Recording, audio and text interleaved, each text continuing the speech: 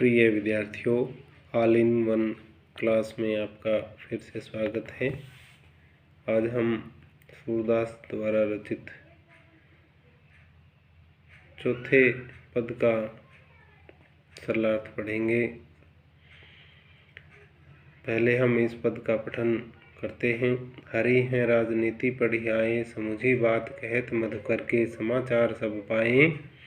एक अति चतुर होते पहले ही, अब गुरु ग्रंथ पढ़ाए। पढ़ी बुद्धि जानी जो उनकी जोग संदेश पठाए। उधो भले लोग आगे के परहित डोलत धाये।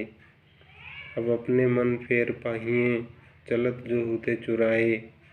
ते क्यों अनीति करें आपुन, जे और अनीति छुड़ाए। राज धर्म तो यह सूर जो, प्रजा न जाहि सताए।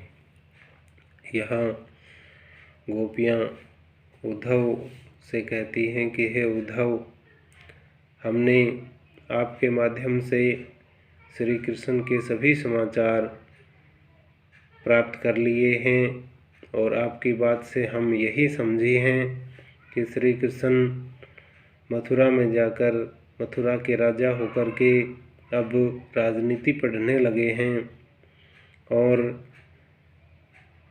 राजनीति के ग्रंथ पढ़ने के कारण उनकी जो चतुराई है वो और बढ़ गई है।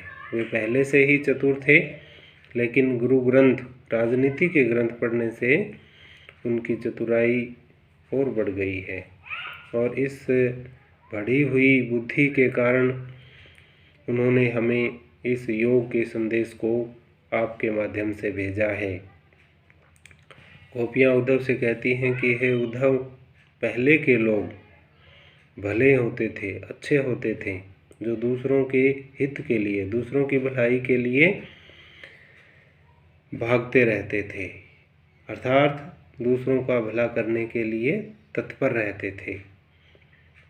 अब गोपियाँ उद्धव से कहती हैं कि हे उद्धव, जो मन हमारा श्री कृष्ण यहाँ से जाते हुए चुरा करके ले गए थे, अब हम उस मन को फिर कैसे प्राप्त करें।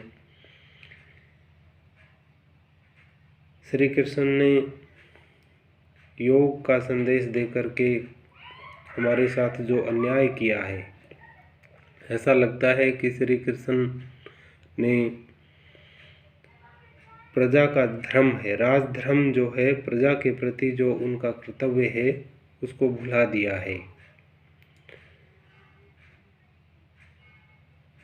श्री कृष्ण ने योग का संदेश दे करके जो अनीति की है, लेकिन हम हमारा जो श्री कृष्ण के प्रति प्रेम भाव है, उसको छोड़ करके हम अनीति नहीं करेंगे। राजधर्म तो यही कहता है। सूरदास जी गोपियों के माध्यम से राजा का जो धर्म होता है उसके प्रति अपने विचार प्रकट करते हैं।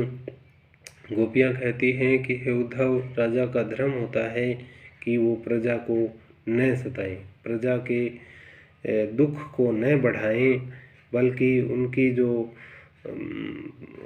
समस्याएं हैं, प्रजा का जो दुख है उसको दूर करे, प्रजा के कष्टों को दूर करे। यहाँ इस पद में सूरदास जी ने तत्कालीन राजनीति पर भी व्यंग्य किया है, क्योंकि उस समय की जो राजनीति है वह प्रजा हित का काम नहीं करती थी।